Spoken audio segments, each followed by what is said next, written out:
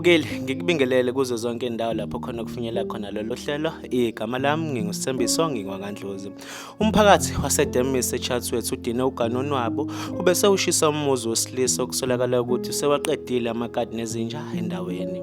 Umnumzane Zibangele Cele oneminyaka engu-28 ubudala ohlala yedwa kubekwa ukuthi sekunezinyanga ibonakala ezitika ngenyama yamakati nezinja egcekeni kanti kuthiwa yikhona okucasula umphakathi waze washisa umuzi kaMsolwa. Kubikwa ukuthi umphakathi unqunqise ngomlilo kwasani washiya izindonga zimnyama bhuqe. Kuthiwa lo msolwa uhluba ngezikhumba zezilwane maqeda azineke egcekeni ebese zitika ngenyama yazo.